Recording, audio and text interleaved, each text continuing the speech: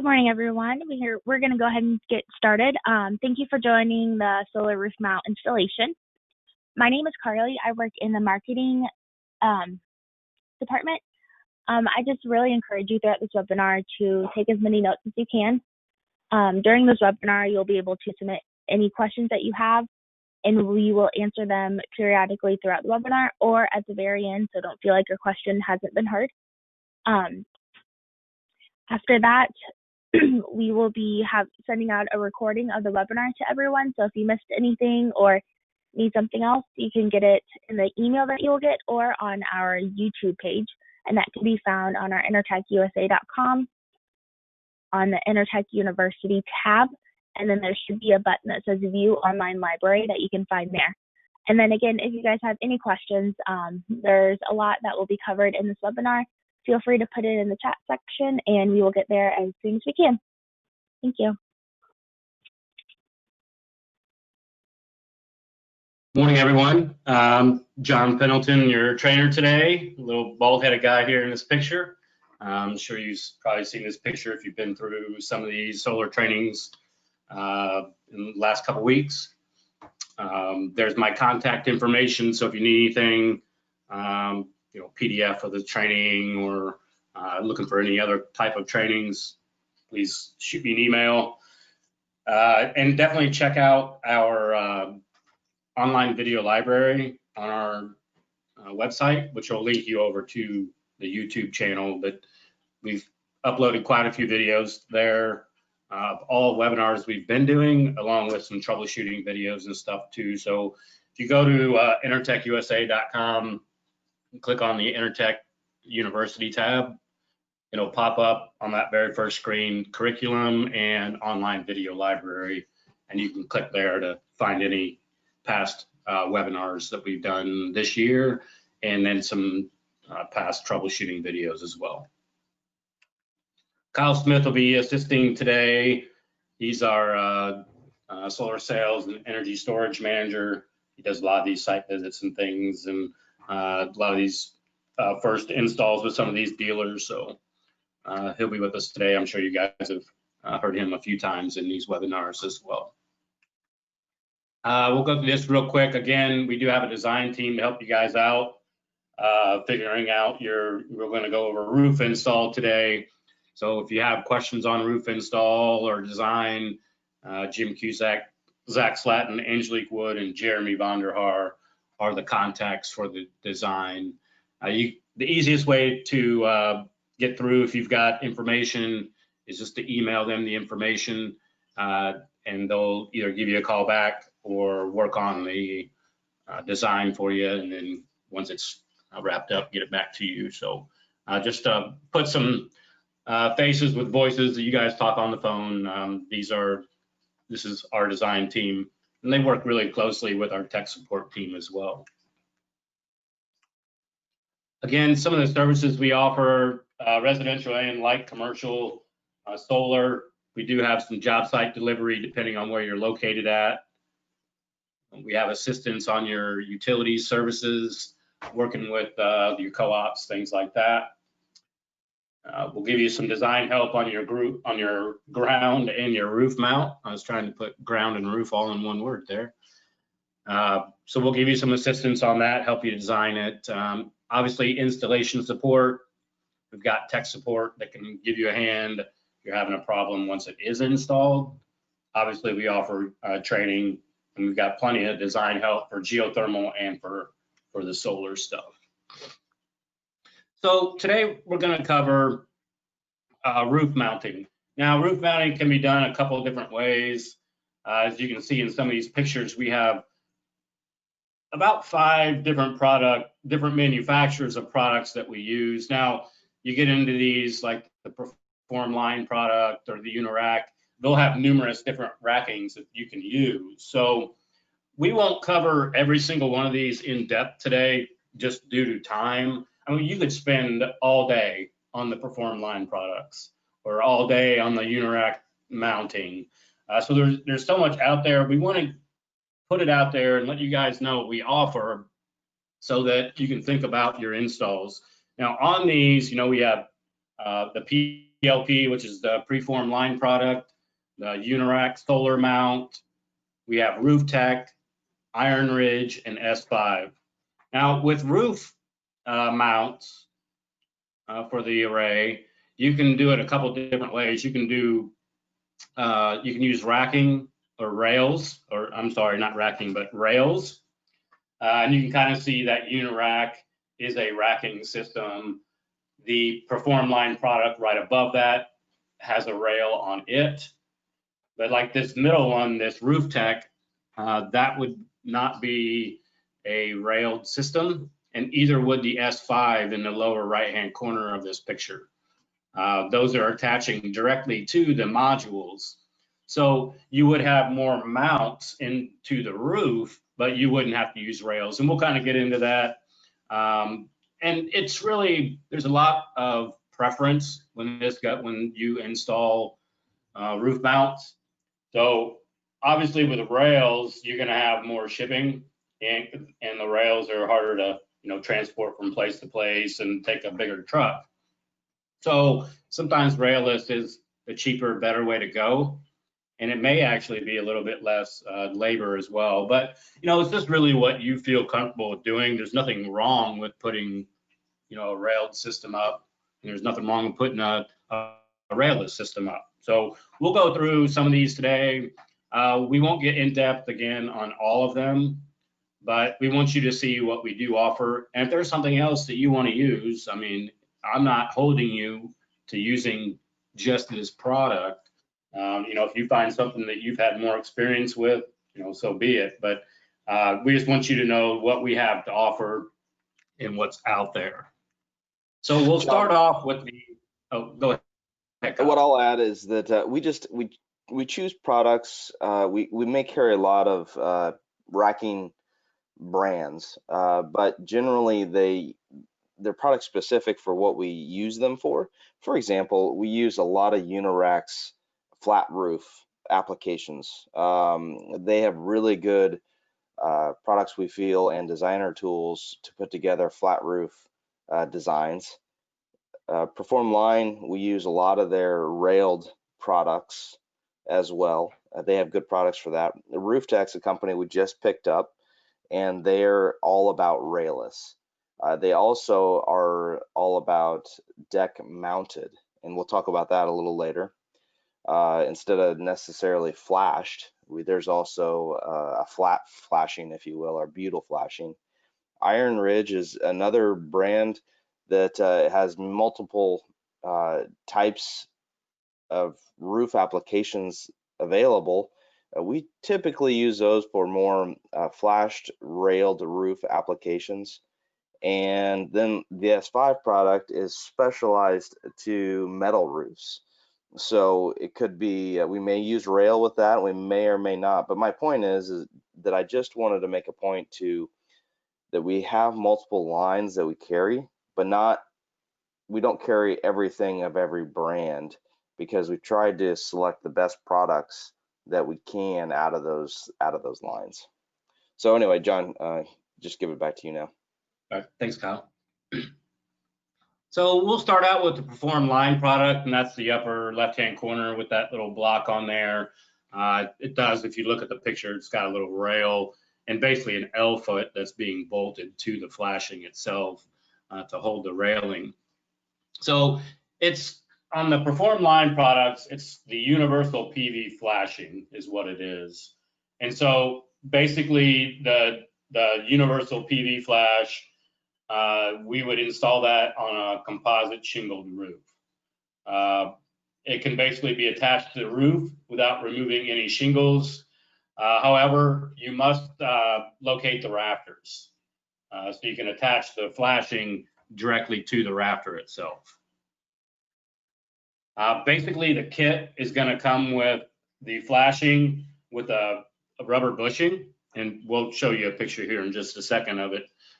It will come with the aluminum universal attachment block, a 5/16 by 6-inch stainless steel hanger bolt,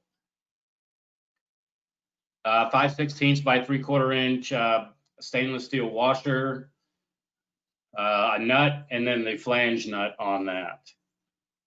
So here is kind of like a little picture of the PV flashing. And so basically what you're going to do is you're going to position the flashing under the upper row of shingles. You can kind of see that in the dotted line with the white background with the shingle over the top of it on the right. Make sure the long portion is under the shingle. Make sure you center the PV flash rubber bushing over the rafter.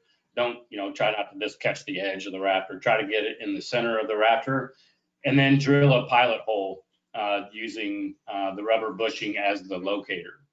You can kind of see that in the picture to the right there. The next, you're going to install the hanger bolt. So you're going to thread the nut onto the bolt down to the bottom of where the machine threads. You can kind of see there's a little collar in the middle, not really the middle, the top third of that bolt there. So put the washer on and then put the nut and thread it down to the bottom. With the rubber side of the washer opposite the nut, install one 5/16 by 3/4 neoprene bonded washer. And you can kind of see that it's basically a neoprene on the bottom and metal on top. We use similar washers on our geothermal units.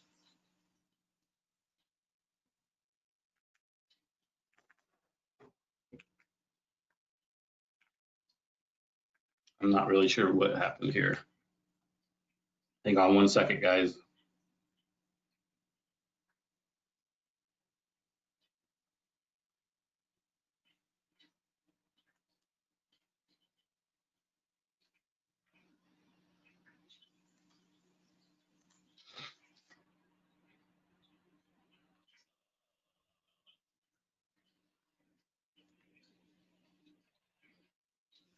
Sorry about that. So basically here is that flashing. You can see a little gray area with the rubber bushing. And so the next thing you're going to do is take that universal block. It's like a silver aluminum block. And you're going to attach it on top of the rubber bushing of the flashing. And then using the hanger bolt, you're going to drive it into the rafter below the flashing. So you can kind of see you're just going to thread that in and tighten it securely. And then you'd put your L foot on there, and then your L foot would connect over to your panels. So this would be the universal PV flashing. Now, Perform Line Products also offers what they call the power disc. And you can see to the right how they're going to space out those discs. These are basically going to be mid and end clamps for the panels themselves. So this would actually the one that we saw before would probably be a railed system. So this would be on a railed system with the L foot holding the rails, and then the rails holding the modules. In this picture here, this would actually be a railless system.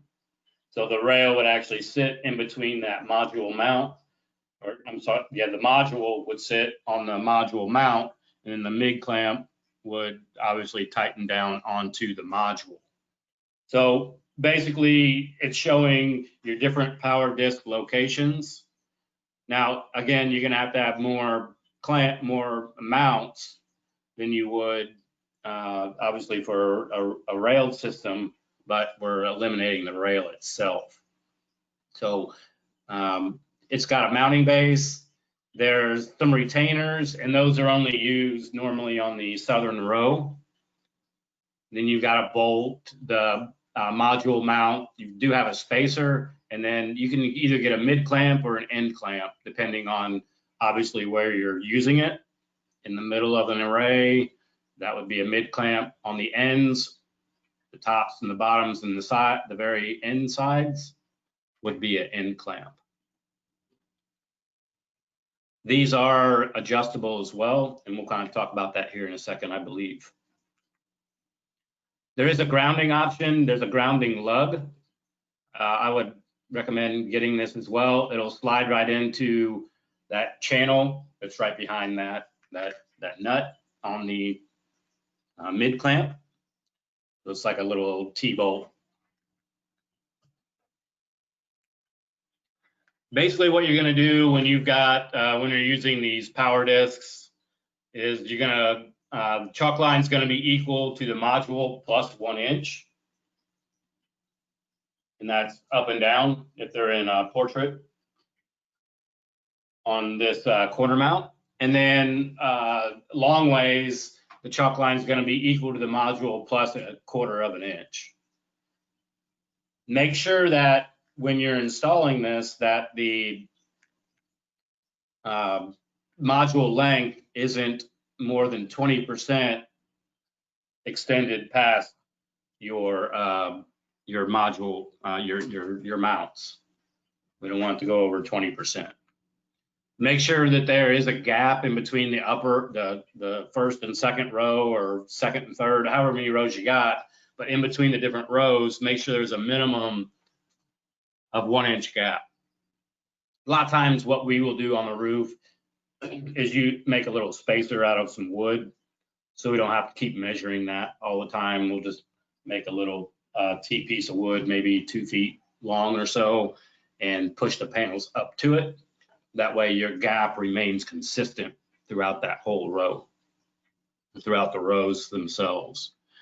In between the modules in one row, make sure that there is at least a 1/2 inch gap, probably right around the 1/2 inch gap. It's probably where we need to be on that. So this would be a corner mount. You can also do an edge mount as well. With that, you're still going to have your 1 inch gap in between rows and your 1/2 inch gap in between panels themselves.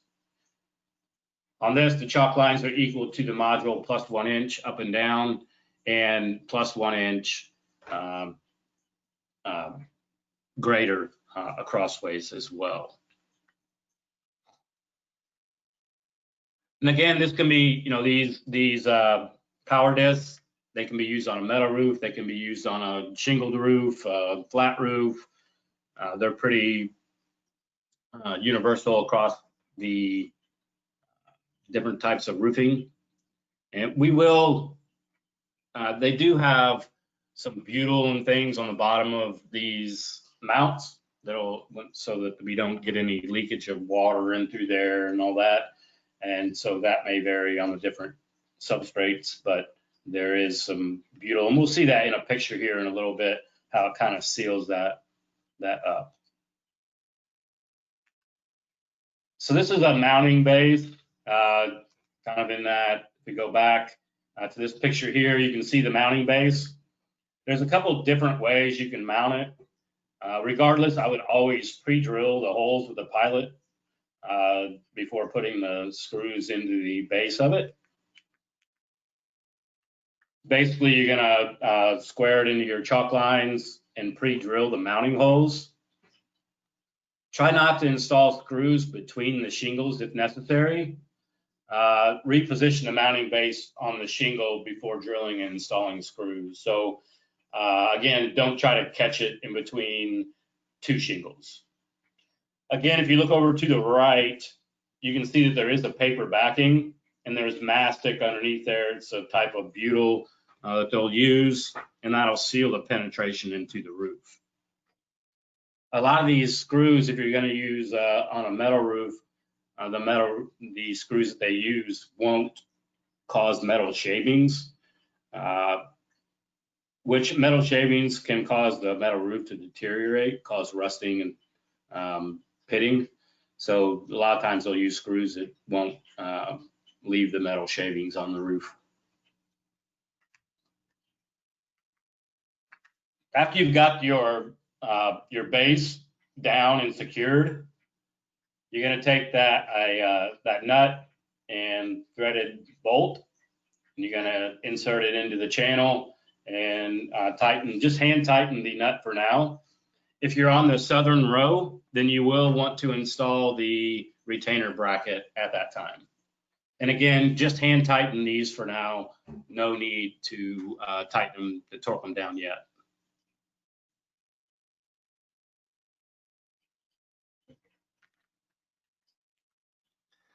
After you've got all your bases down and your bolts in, align the 4-inch bolt on the southern row. Again, don't forget to put your retainers on that southern row. Basically, use a string line and establish a baseline for the array. As you can see in that picture, if you look in the lower right of the screen there, you can see the string. It's kind of that red dot. And make sure that bolt is within an 1/8 inch. We'll give you a little bit of play, but get it in an 1/8 inch of that string.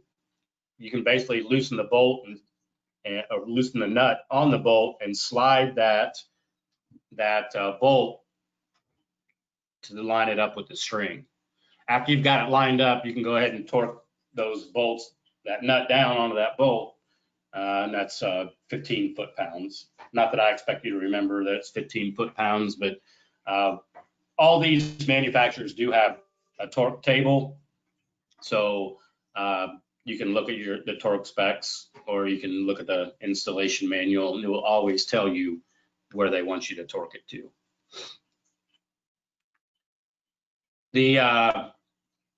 You'll go ahead and install the mount itself.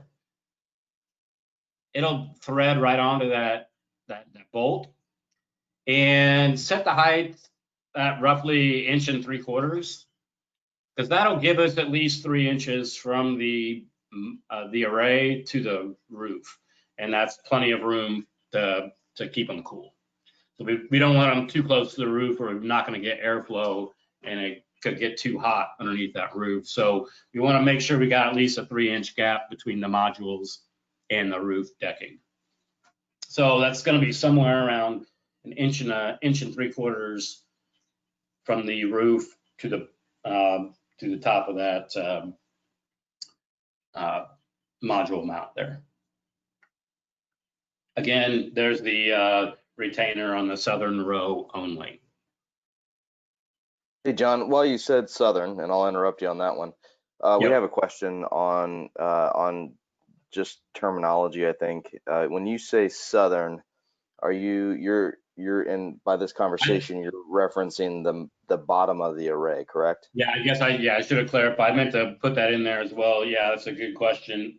Yeah, when I say southern, I just basically mean it's that first row or the bottom of that first row. It's not necessarily facing south.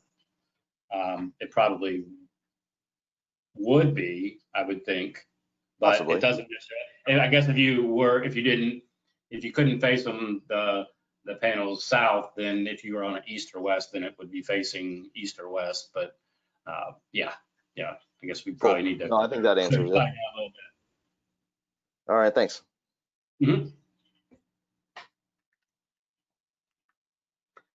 Installing the modules, basically they're recommending starting at one end and working on the bottom row first, and get that whole row finished, and then you can start on the top.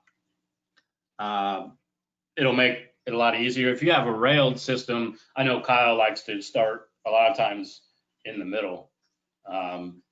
He's had a lot more experience than I have, so I kind of trust what he's doing out there. It worked out pretty good when we were on an install maybe last week at Carly's house, our webinar host, and I know we started on the middle of that and it went real smooth. So, do you have any comments on that, Kyle? I can't say that I have many comments on railless because I don't have a lot of experience yet. Enertech as a company is very intrigued with railless, but it's new to us, and a lot of experienced installers are moving this way. So we want to catch up quickly, but it's, as John said earlier, it's shipping costs and the deal with rail. And I mean, they showed us a picture from S5 of a truck bed, say it was 100 kW, and a semi truck bed full of rail for the same project size. Then they had the railless in a pickup truck bed. So it's just a lot of stuff we're learning about railless right now. And so to be honest, John, I don't have a lot of experience with railless to be able to add to that, but with rail, I only like starting in the middle because if you think about it, I mean, the panels are all square, right? So, or they should be very close to square. Everything you do in solar is taking an object or taking a mounting system that is not square more than likely and bringing it square.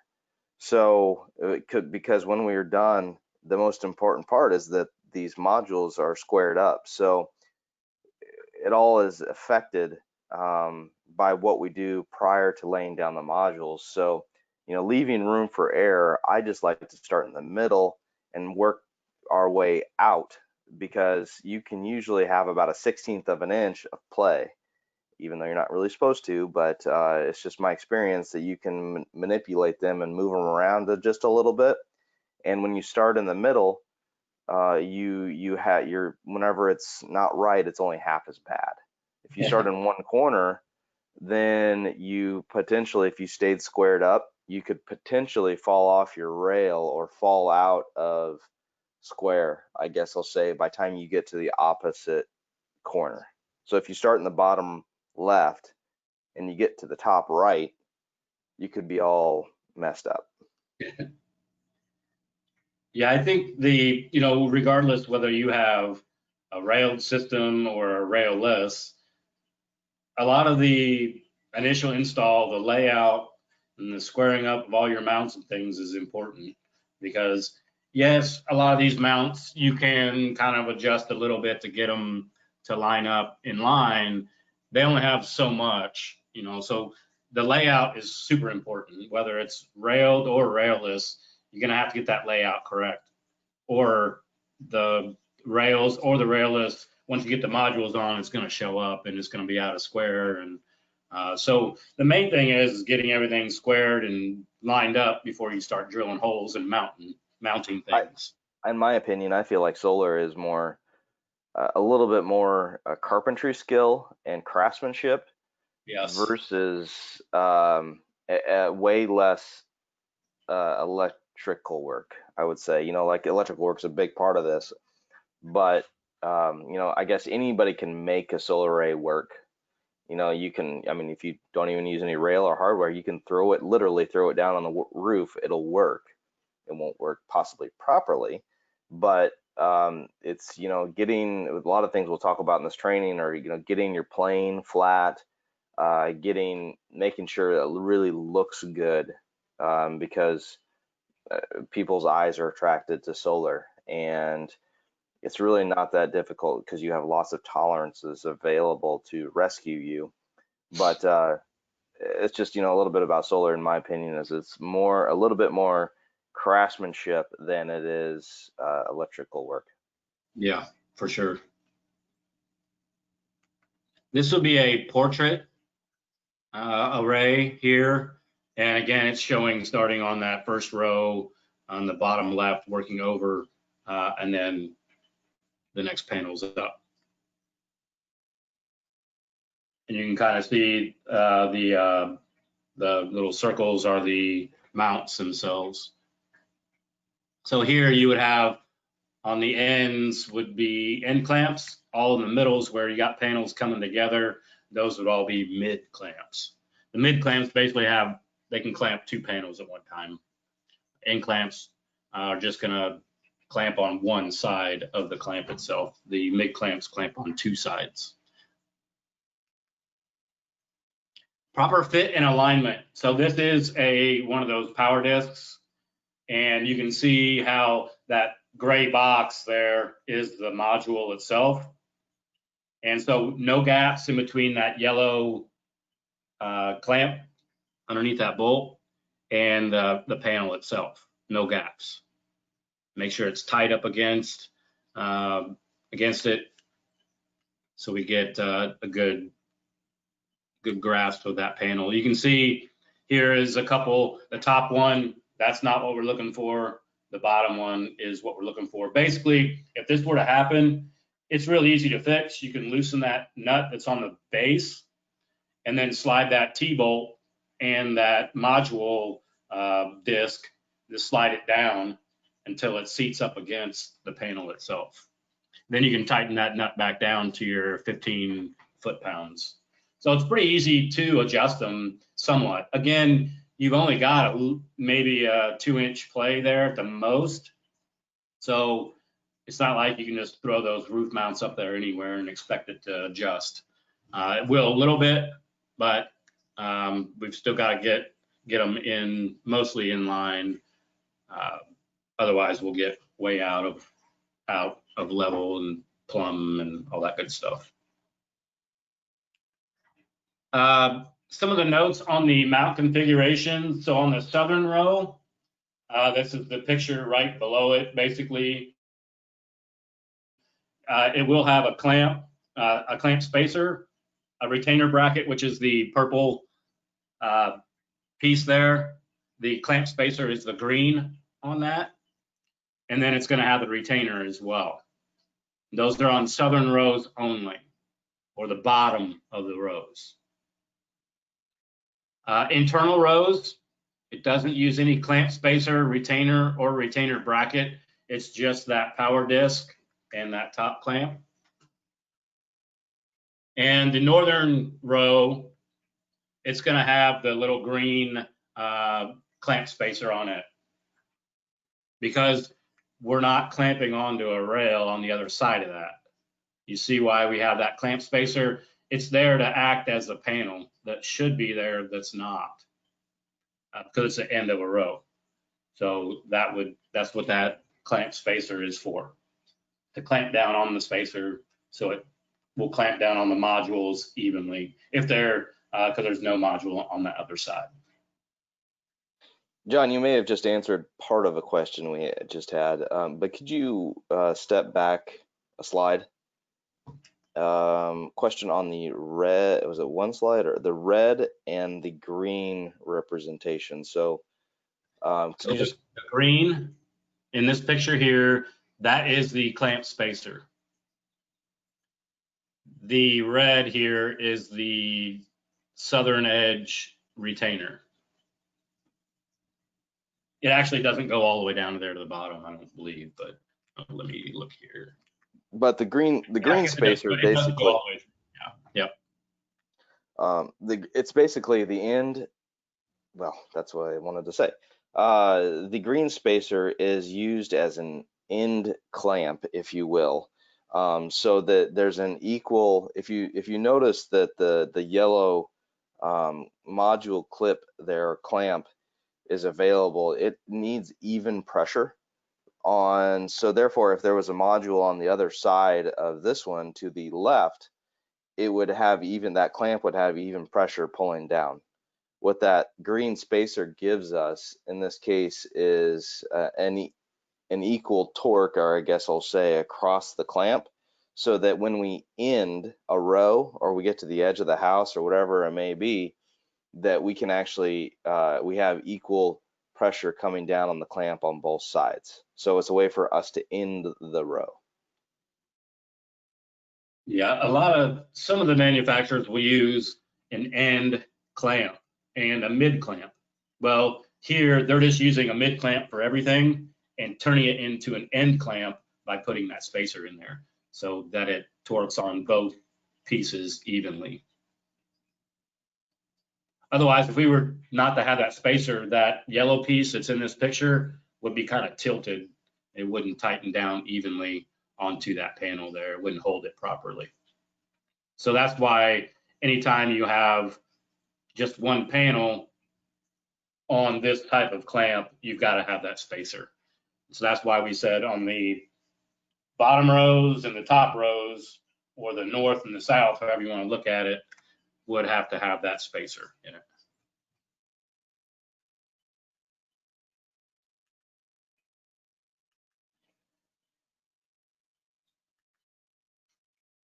Basically, assemble the inner and the outer modules or module mounts, and you can kind of see how the spacer fits in there and how the clamp is actually going on in this picture, and what that clamp is actually, that spacer is for there. Leveling the array, so you can rotate the module mount to elevate or lower the mount and bring it into level. Again, the range of movement is limited by the length of the bolt. So you basically just spin that aluminum piece there up and down that shaft, and that's where you're going to set your height. We set it earlier like 1 3/4, but if your roof's not perfectly level, if it's a metal roof and it's kind of wavy, then you may get out of level a little bit, so you can adjust it somewhat. This is going back to what I was talking about earlier, that you know, an even plane. Whenever you look up at the array, if you don't take advantage of your tolerance opportunities, I'll call it here, you know, let's just say you torqued them all down flat, and that's how you started. Whenever you get back on the ground and you're all done, looking up at the array, you'll have up to 1/4 of an inch likely or more of height differences of the panels when you look at them. Whenever back to the craftsmanship thing, that you want to be able to finish off a array and so that it's an even plane across it. So that's where John's kind of, you know, that's where this adjustment and adjusting ability up and down is coming from, so that it looks good when we're done. Yeah. You may not even see it when you're on the roof itself, the waviness or whatever. It's when you get back away from it a little bit, you'll start to see that waving. It's just not a good look. So not that the array won't work, but again, craftsmanship and getting things level and squared and plumb make the job look a whole lot better. It's like anything else. Grounding, if you're using railless, so you don't have one rail to ground to, you're gonna have to ground all the panels together. So grounding clips, you can get module mounts with grounding clips there. You can see how the grounding path is on a corner mount. Again, I don't expect you to remember this, but I just want you to know that when you're using railless, you can't just ground to one panel. You have to connect all the panels together and ground that way. This is the edge mount grounding pattern here. So on those flashing options we talked about, I know I kind of jumped around a little bit there, but there's 3 different options on using that flashing with that base. You can either use it vertical with 4 roof screws. You can use it horizontal with 4 roof screws, or you can use it horizontal with 2 lag screws into the joist. Whichever one of these options you use, make sure you always use a pilot drill to drill the hole, or a pilot bit to drill the holes through the roof. So you can go vertical or you can go horizontal with 4, or you can use the lag screws directly into the roof joist. The iron ridge, this will be a flush mount on the iron ridge. Again, it's got the flashing, and here, this is the railed system. We kind of talked last week about the iron ridge, so it may look a little bit familiar, that rail. On the iron ridge, they use those little bolts that are sticking up on that railing are called a UFO, Universal Fastening Object. And the middle fastening objects, like the one in the picture, doesn't have the bigger sleeve. Anytime you get to the ends, you'll have a snap sleeve that'll go in there for the ends. But we'll be talking about a little bit on this flush mount flashing here. Basically, you're going to attach the bases, make sure that they're square and plumb and all that. Again, you're going to push it up underneath the shingles above it. Make sure that they're squared up with each other. You can place the rails if you need splices in the railing. You might want to put those on the rail before you really get it mounted to the flashing itself. But these are basically just going to take a square-headed bolt into the rail. And it's going to go into the flashing hardware there. The flashing itself, when you get it, will have a little threaded piece on it. This little U bracket you'll thread onto the, basically the shaft down here on the actual flash itself. There's a couple different types of these, and then you can take L brackets or bolts or whatever you want to attach the railing to it. Obviously, drop the rail with the hardware on the roof attachment, level the rail, and then torque it.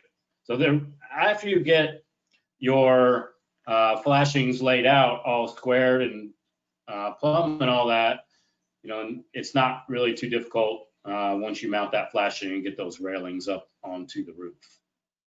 Again, you've got to have the bonded splice piece in order to bond or to form, to connect the two rails. Make sure you're securing the lugs. This is a grounding lug here.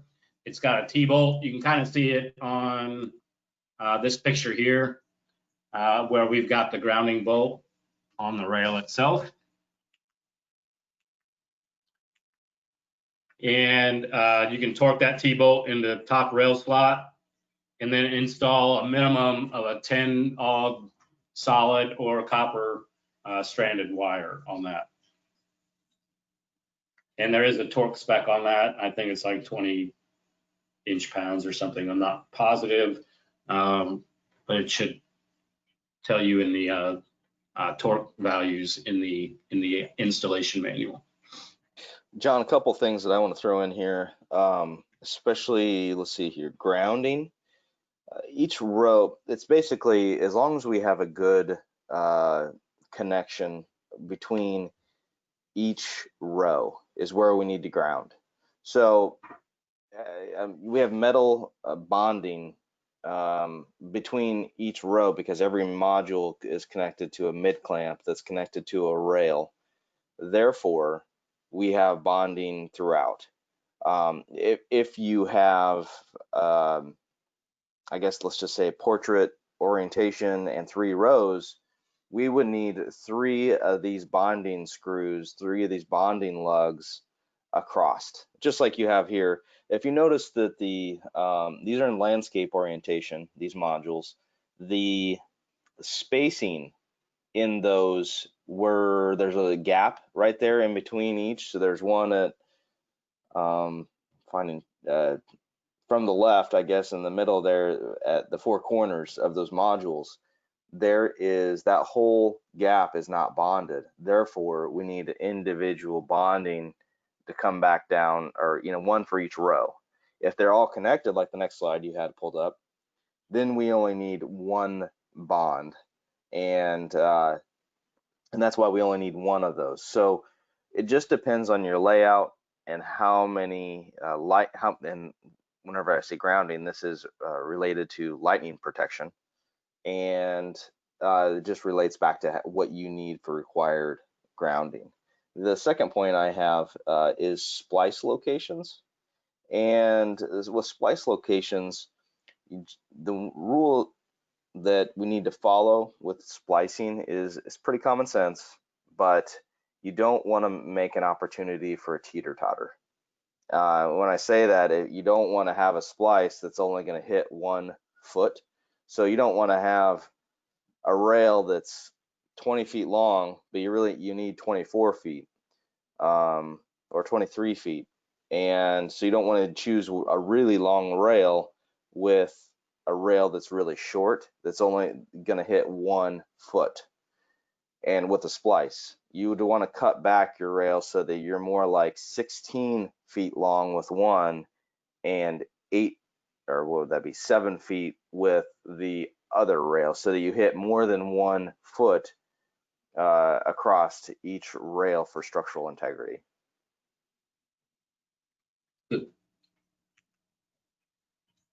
Securing the modules, the iron ridge, it's not really going to differ from the ground and to the roof. Again, we're using the UFOs, the Universal Fastening Object. You can see in that first picture there on the top, that would be an end clamp that's got the snap sleeve on it. And basically, you're just going to secure the first module on the rail, a minimum of 1 inch from the end of the rail. and then fasten it using the UFO and the stopper sleeve, and then place the next UFO on the rail, push the second module up flush, align it, make sure you've got proper gapping in between rails and in between modules or in between panels. Then you can tighten those UFOs down. I know a lot of times we'll use an impact on low, tighten those down. Make sure that those, once you do tighten them down, that top kind of washer, that it's sitting flush. It's not, tilted or not sitting properly. You need to be sitting flush with the panel itself.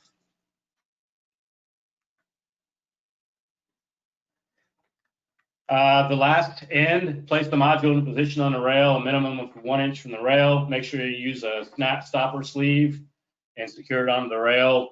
And again, make sure it's hooked to the top of the module and that it's, again, that washer is sitting flush and not, out of level, so that it's sitting flush onto the panel itself.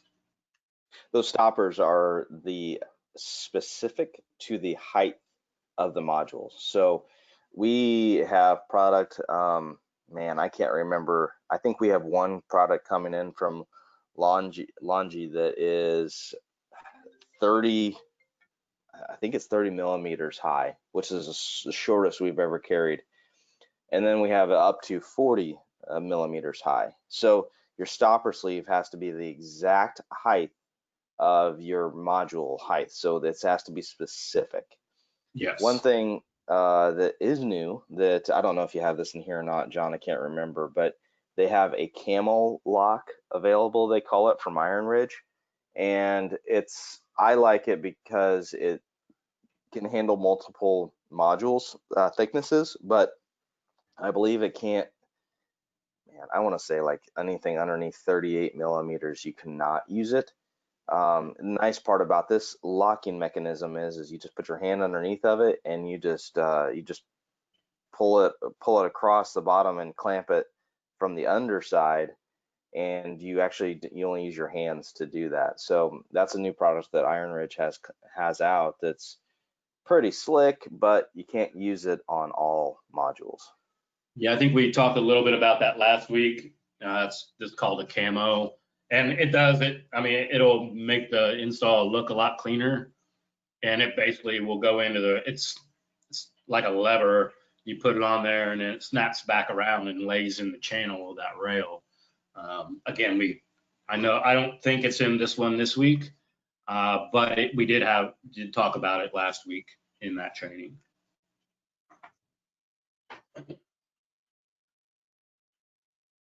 Some of the other components, we do have bonding jumpers that we can use. It's used on flush mount systems for row-to-row bonding, making the module frames the ground path.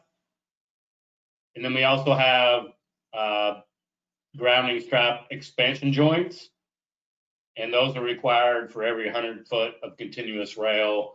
And that's to allow for any kind of thermal expansion or contraction when, heating and hot and cold. That rail, once you get it about 100 feet, you're going to start seeing some expansion and contraction. So if you've got an expansion joint on that, then we'll use the expansion joint grounding strap. Some of the other components of the Iron Ridge, they have a flash foot. They do have like a knockout tile. I think I've got a picture on the next slide of the actual knockout tile. If you have a tile roof, those are pretty fancy roofs, but we do have options available for that. So we have a flat roof attachment. We have end caps for your rails, wire clips for wire management, standoffs, micro inverter kits for the railing if you're using rails. There's also micro inverter kits for the frameless as well. So just some of the components of the Iron Ridge that we won't cover a whole lot today. I thought I had a picture of the, I think I've got a picture later on of the knockout tile or that tile roofing. I know Iron Ridge will handle that as well as some of the S5 and the Roof Tech as well. S5, this is an S5 roof attachment here. Just a picture of one of the installs. This is a roof mount. It looks more like not necessarily a corrugated roof, but more like a ribbed roof. It's not a standing seam, I don't think, but basically this is a shed R-pan. I think there's 3 different names for it, depending on where you're at in the country, but this is like your standard 10 shed R-panel roof with a raised rib every, what, 9 inches or something like that. And the sheeting's about, depends, but it's usually 36 to 48 inches in width. And you can kind of see on this picture that they're actually got rails on this, but you could go railless. I probably would have if it was me, but if you're comfortable with the rails, it doesn't matter which system you use as long as it gets the job done. S5 attachments, they have quite a few. So it's just going to depending on, and this isn't even all of them. They do this S5, they do a lot of attachments to metal roofing for wire management, for all different types of things, putting rooftop units onto a metal roof. So they have all different kinds. These are just some of them. The normal ones that we will see are, we use a lot of the Protea bracket, which in this last picture, I believe, no, this is not the Protea bracket. That's a rib bracket on this picture here. But the Protea bracket is real good for like the metal roof. I know that's what we used on that install last week. The PV kit for standing seam metal roof on the far left actually has a channel down it, and it'll clamp right to the seam of the metal roof. And then we have like the Kuro bracket, which is for a corrugated metal roof. And then we have a new Kuro bracket 100T, kind of has a little triangle in the middle of it, and that's for wire management as well. And if you look really closely, especially at this one on the far right side, on the bottom of that bracket, you can kind of see a little black thing sticking out, and that would be some butyl. And basically there's a little paper backing. You're going to peel that off, stick it onto the roof, and then you're going to drive the screws into the decking of the roof, and that's what's going to hold it. I know that they've done a lot of extensive testing for wind and snow loads with these, and it's normally not these brackets that fail when they've done their testing. It actually, the metal roof fails before these brackets fail. So they're pretty interesting. We're really starting to work a lot with this S5, and so I would imagine going forward, especially with railless, this will be a good solution for them. Here's actually the roof we did last week at Carly's house, and you can see we've got the feet, which we're using the Protea bracket here,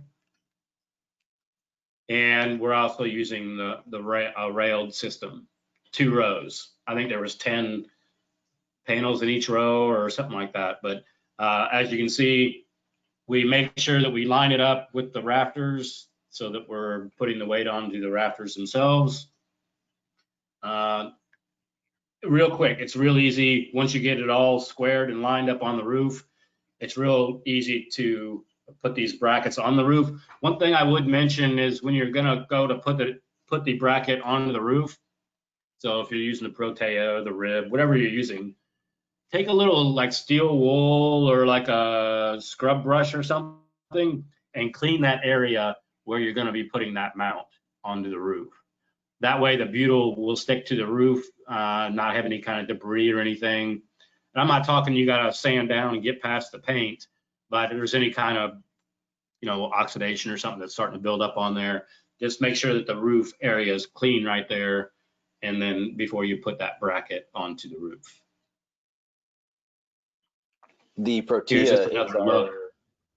that is another look of the Protea. That's pretty well our exclusive. I mean, that is our go-to product that we sell for S5. I mean, that is, we keep thousands of these in stock and move a lot of them.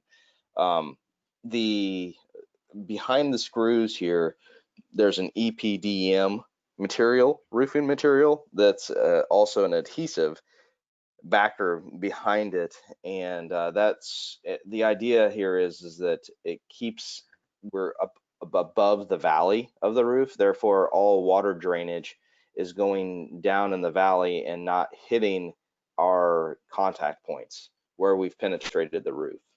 So and in addition, these Protea brackets, they have opportunities for smaller and wider R-panel roofs, so they actually expand and contract so that there's some I don't know, universal options with them, and they also have that built-in L-foot, so they're really a handy device. And while we're on the slide, some things I do have some notes on here that I wanted to add.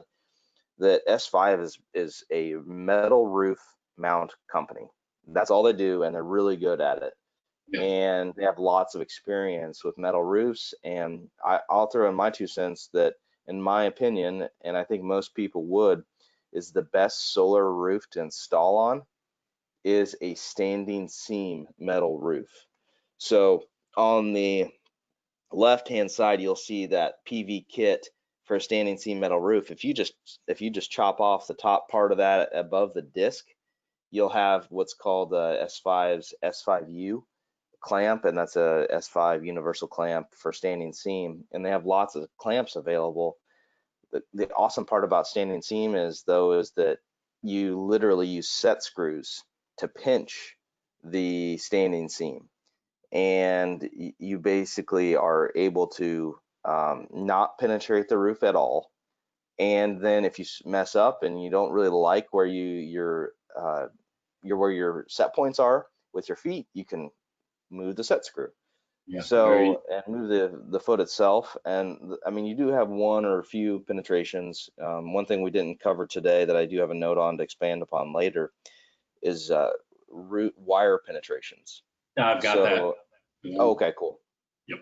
So on standing seam, in other words, the only reason I bring that up now is because you'd only have 1 or 2 points of the roof where you'll penetrate the roof and put a single hole through the roof. So what is the best roof for solar? Definitely a standing seam.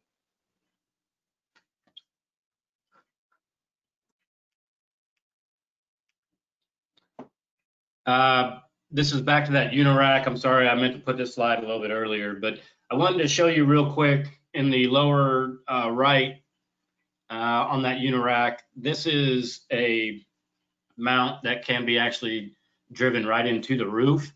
And you can see it's got a little X with the little orange box. And after you thread those screws in, you can see the 2 holes next to it, and they'll kind of go down at an angle and penetrate the roof. Then you would put a butyl caulk gun into that hole and squirt material in there and fill it up. So you wouldn't even necessarily have to use the metal flashing. You could actually use this new UniRac bracket and put some butyl in this hole here, and then you can put your L bracket on there, wherever you want to do. This just came out. I'm not even sure if we've installed any of those yet, but I just wanted you to see that with the UniRac as well.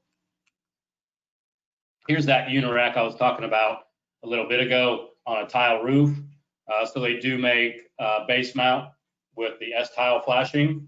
They make it for the flat tile and the W tile. So you get into the tile roofing, we'll probably talk more about that one one-on-one with you. I personally don't have any experience with a tile roof, but we will definitely get you in contact with someone little bit more familiar with tile roofs. So I just wanted you to see what is available out there for the tile roof as well. It'll have a different type of foot that attaches to the roof, and you have to knock out a tile and do some other things. And again, you start to get in a tile roof, give us a shout, and we'll get you directly in contact with the manufacturer on those. I'd hate to have you mess up a tile roof. I hate to you mess up any roof, but I think they're pretty tile easy. roof would be more. You know, every tile's got a couple nails on it at the top, and they're essentially, each one of those is flashed. They're pretty easy to deal with. They're flashed and they're overlapped. We just pluck out one tile, and then depending on the type, as you said, as I guess we'll call it the tile pattern, we just simply bring back in our mount there, and it's tiles actually pretty simple too to deal with.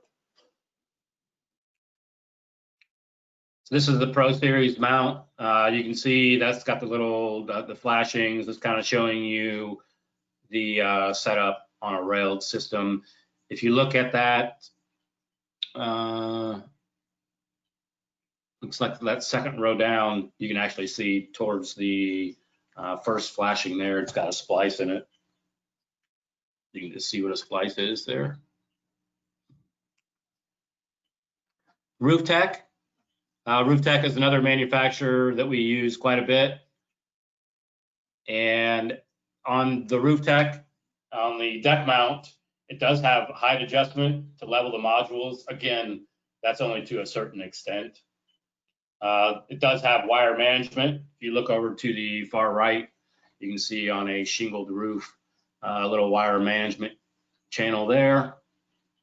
It does have an eave cover right there in the middle picture to the right.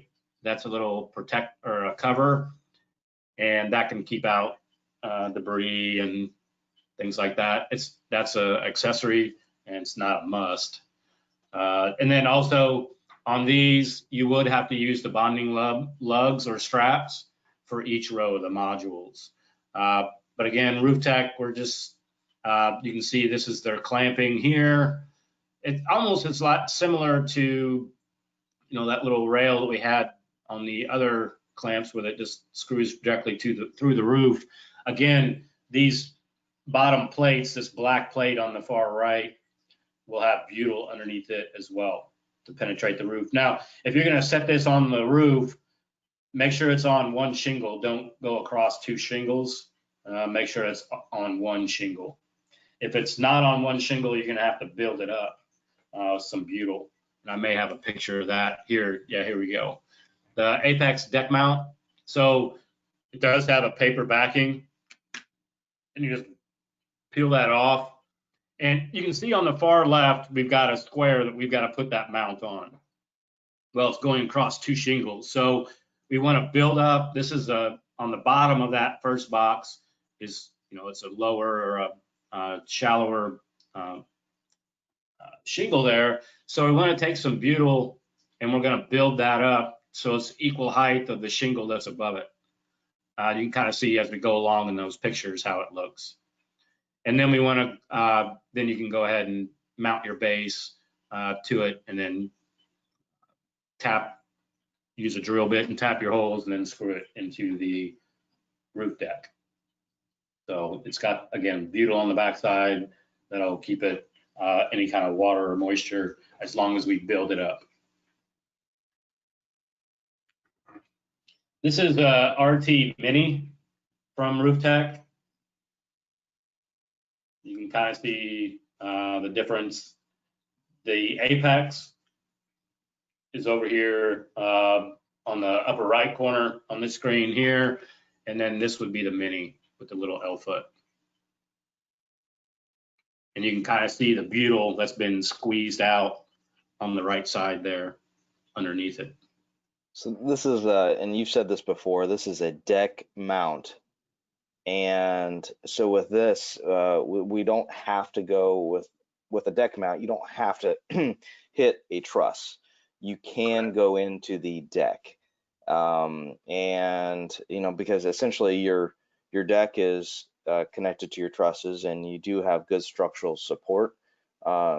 This is a product from the Mini can be used for multiple things, but we really like this product because it's an option for those who want beautiful flashing, I'll call it. And as you get into shingles and their warranties and you take a look to see what companies want, I can think of one company that had I think fiberglass shingles of some sort, but you weren't after 90 days you're not to pick up the shingles, and that voids the manufacturer's warranty. It may not be 90 days, but it's it's a range. And so at that point you really should do a deck mounted application or butyl mounted application like this. So it's just multiple options for multiple situations. Yep. This is that railless mount. Again, we were kind of looking at, this is a good one for mounting microinverters. And again, it will give you your 3-inch gap. And this is basically just going to mount to your decking. This channel or this open space in between the top and the bottom of it, that would be for your wire management. This is, I think, a fairly newer Rooftech product. So, but it's just another railless type mounting system. For heavy loads, they do offer a U-set mount, which basically just gives it a little added support for heavy loads. If you've got a real heavy snow load, maybe you're in northern Canada or something, you got to worry about that. You may want to use this U-set mount. You think you got a heavy load or something, we have ways to figure that out, what the average snow load is in your area and things like that. So we'll definitely take a look if you think you got a heavy snow load or roof load in general, that this is available. I don't think that we've used them yet, but I just wanted you to know that there are other products available for heavier things out there for the roof. This is that RT butyl on the rubber flashing. It's a synthetic rubber. It's impermeable to moisture. As you can see, it's super flexible. He's taking a screw and it doesn't even really want to go through there. So it's got good flexibility, a 25-year service life, and it's resilient from temps from -40 to 248 degrees. And it is resistant to mildew, acids, alkalis, and salts. So I know when I went through the little webinar for these roof mounts, they showed a picture of one. They had used some of this butyl, I don't know, 45 years ago, and they went to remove it, and it actually was still flexible. So it actually was, and it didn't want to come off. I think it's pulling some of the roofing material with it, but it hadn't cracked. It was still flexible after 45 years. So it's pretty good stuff. And again, a lot of, like with the metal roofs, we're not letting it sit in water. It may get water on it, but it's not going to be sitting in water. So it definitely helps it as well. But this butyl seemed to be pretty reliable and has a good longevity on it as well. So we talked about some of the clamps and things. If you're going to do an array without rails, this would basically be your clamp setup. So you'd have end clamps in the red, which you'd have 20. This is a 15 panel array. You'd have 20 end clamps and 20 mid clamps. No rails. This would be where the mounting would actually go for the feet for the panels to sit on. So again, you'd have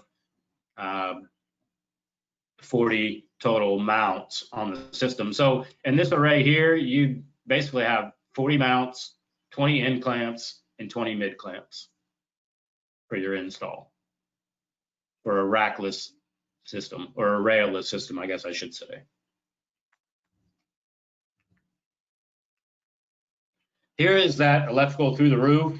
I would highly recommend, if you're going through any type of roof, that you use this one. It comes with a big block of, it's almost like thumb gum or putty or whatever. It's the AP 200-1. And you can see on the far left of one that's actually in the roof with the wires going through it and the putty in the hole. You've got your grounding screw here, and then it's got a cover with 3 screws on it as well. Now there is a butyl patch that goes on the bottom of the penetration flashing. And so make sure that you remove the backing when you set it onto the roof and put your screws in there. It does have a little plastic ring that'll go in the holes to protect your wires from rubbing against if you got a metal roof or a shingled roof. You don't want it to hit that decking. Again, this can be used on a metal roof, or a shingled roof, any type of roof, to be honest. You can use this through the roof penetration.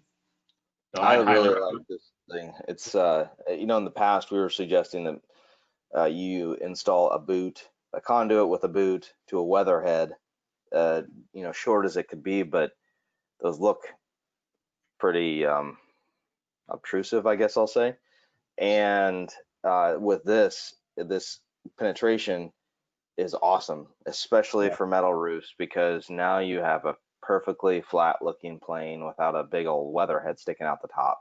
So this is a product that I personally am very excited to have. Yeah, we used one last week on Carly's install, and I know that, I mean, it's easy to put in. I mean, it's definitely going to seal the roof off from any moisture. It's got that big sheet of butyl underneath it. And then if any moisture or anything were to get inside, it's got that thumb gum that comes with it as well. But, you know, it's real easy install. Doesn't take a rocket scientist. And it looks nice. I mean, it's low profile. You know, it just looks real nice. So I would highly recommend, this is the box that you use for your roof penetration. You can use whatever you want, but we do offer this as well. So that's basically what we've got for today. If you guys have some questions, I didn't want to, you know, what I'd really like to do is, once this virus and stuff clears up, I'd like to do some of these trainings in person, and we'll actually do some hands-on of how to mount these to a metal roof or a shingled roof. We'll actually make some roofing materials. But so I didn't want to dig too deep into the install, because it can get pretty lengthy. We probably have 8, 10, 12-hour webinars, and nobody wants to sit through a 12-hour webinar. So if you need some more focused training on a certain product, let me know. We can definitely either bring in the manufacturer, or we can train you guys on it ourselves. But if you find one that you really need some more information on, let me know, and we'll kind of go from there. But that's what we offer. Again, rail systems or railless. I'm new to it, so once I saw the railless, I really like the railless. I think that's where things are I think as installers, it would be easier. I think that's where things might go. But it's totally up to you. If you feel that you've had more experience on the railed systems, that's fine. It's not going to affect the way that the solar panels work. It's just all cost and getting them up on the roof. So that's what I have for today. Again, any questions? We'll be here for a few, and anything else, give me a shout. All right, John, we have one question here on roof penetrations, wire penetrations through the roof, and I'll go ahead and ask the question and answer it. But so how do you run conduit to the other side of the house or the boot inside the attic? So in that case, well, it depends on your code, because Chicago, for example, Romex is illegal. for example. So you do have to be in conduit inside of the attic. But one thing I will say is that I see conduit on a roof that's exposed that could have been prevented, and I say, ugh, because it just looks like crap. And so my recommendation would be to use multiple of the Solidec junction boxes or the RoofTech roof penetration that we just showed on screen. And for every array, pop back in the house so that you're doing your wiring inside the attic, if at all possible, and you may or may not have to put that in conduit inside of the attic. But that's my recommendation for the best looking application. But it really depends, because if you have a second story house that you do not have any attic access, you're running conduit anyways on the exterior. Mm-hmm. So it depends on the project specifically, but the ones that I've run into usually haven't had a problem with popping in and back out. So then we have another question here. So the webinars that we have from the past, including today, just asking if we'll send out those webinars. We do send an automatic webinar recording out from GoToWebinar that is going to come to everyone. But what we will do is send, in addition, grab all the links, and we'll send an email out to all the attendees so that you can go back and take a look at our past webinars as well. But I will remind you, while I'm talking about that one, talking about that, John, what are we looking at for next week? Next week's webinar. Inverters, okay. Inverters, yep. Inverters next week, and the week after that would be batteries and storage. And then we're done. Yep. So Hey, Kyle. 9 o'clock on Wednesday. Go ahead. I will let you guys know that on the Enertech USA site, and if you go to Enertech Solar, it does have like the library of all of our videos that we've done. Perfect. Thank you. Awesome. Okay. So, and then we're on for next Wednesday at 9, same time, same place, and for covering inverters. So the next question we have is, can you discuss wire sizes from the panels to the inverter? Yes. So that would be DC wire. We talked a little bit about last week. The DC or PV wire is what I wanted to say. That comes in multiple sizes of spool lengths. We sell in 500 and 1,000 foot rolls, and that's PV wire is stranded number 10 wire with a lot of insulation on it. So it is UV proof, but you really don't want it exposed. So if you have to make a jump around an obstruction of some sort on the roof, you may want to use conduit to make that jump. And when I say you may, you really should. But if you're underneath the panels, for example, you do not need to put it in conduit. So the other option when it comes to PV wire is number 8 stranded wire, and that's the biggest size that you can get. So that's even thicker on the insulation value and the wire size. But Enertech ourselves, we only have found the need to do number 10 stranded, and that I think that's probably all that we have to answer on that one. Next question, what about any angled brackets for tilting the panels towards the south? John, if it's all right, I'm gonna handle this one too. That's a good question. It depends on application. We covered this one either last week or the week before, I think in design, but it relates to that. And the price of panels is so cheap now that it makes very little sense to do any roof mount tilting. Yeah. What would you call, I guess, pitched roof tilting. You're going to tilt with flat roof anyways, but with pitched roof tilting, you you take up more roof space because you've created shade on the back side of the panel. Therefore, you got to push the next row back further. And it also takes a lot more labor time to do the installation and material cost. Whereas panels are so much cheaper nowadays, it makes sense to, even in some applications, lay them dead flat.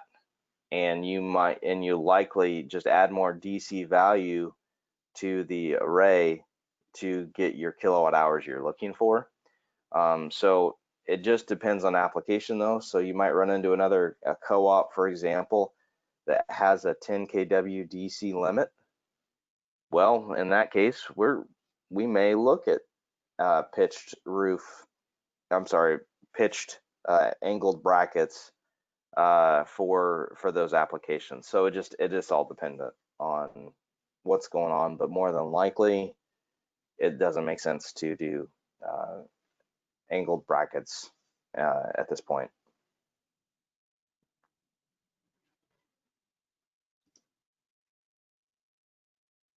John, you want to take this one here? Besides transportation, how do railless compare in terms of cost? I don't deal with cost, so that would be you. Gotcha. I didn't really read the rest of it. I just thought I saw transportation. Cost is something that I don't even know that I can really answer that either without going through a project. I think you have to add up all the inputs of the job. When it comes down to labor, but it really depends on the size of the job and the orientation. For railless, I can just see it having a little bit more labor, but it just all depends because you don't have this big and heavy equipment, or you don't have to have, for example, a telehandler on site to lift your rail and modules up to the roof whenever you can put them on your shoulder or something and climb up a ladder with a box of railless. So I think you can move around a lot faster on labor, and your costs are definitely less metal. So I'm going to say that some numbers that I've seen are probably in the range of 10 to 20% savings on railless versus railed. And that's before shipping costs. Yes. Yeah.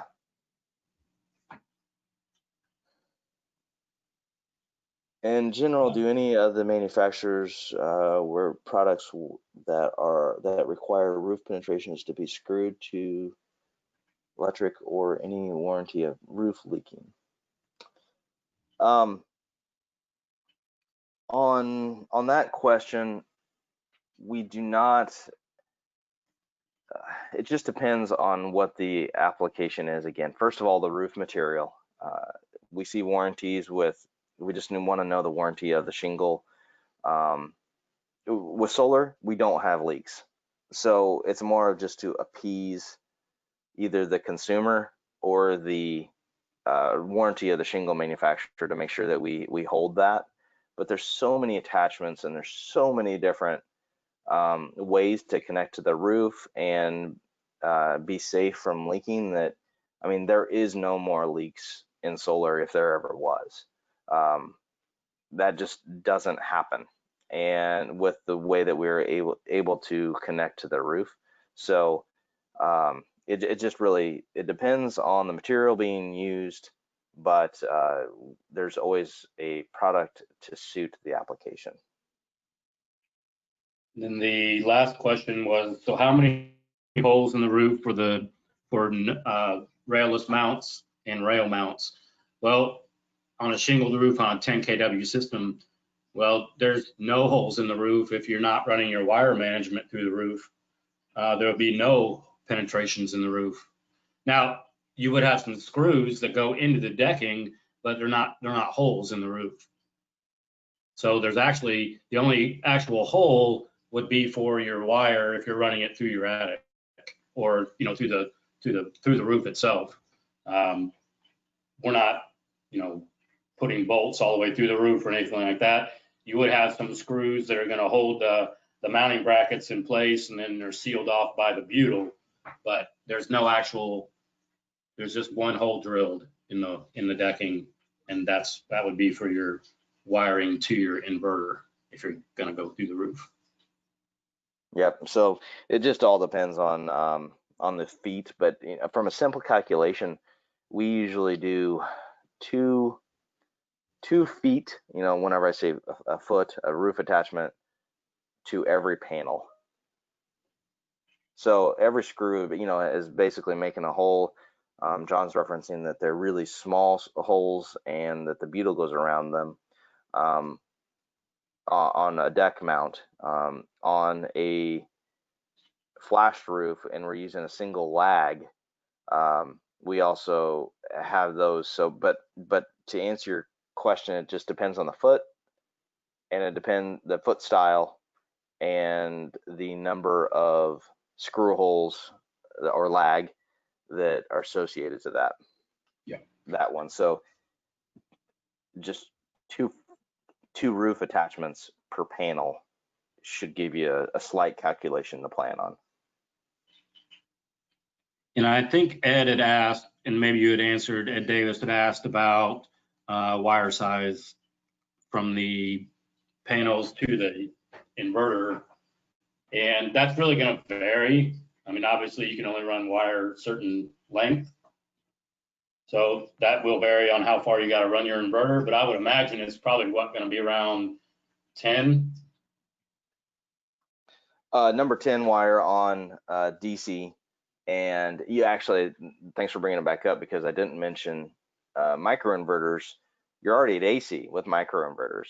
Yeah. So it's still number 10, 3 conductor that you'd actually be running. So, you could use Romex inside of conduit, for example, for Chicago, Sean. But I think that's legal.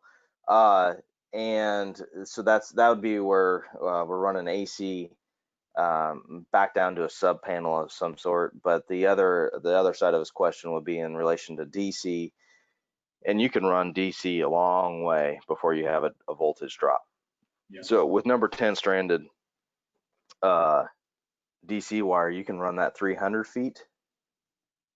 And then with number 8, I think you can go 500 feet. I believe you're correct. Yep. That's a rule of thumb I remember. I don't, I never suggest going 301, but there's always calculators online to be able to figure that up for making sure that we're accounting for voltage loss anytime we're making long runs. All right, you want to close this out, John, I guess? Yeah, I think that's it. Look forward to seeing everybody again next week. Again, check out some of my geo trainings if you're into the geo work.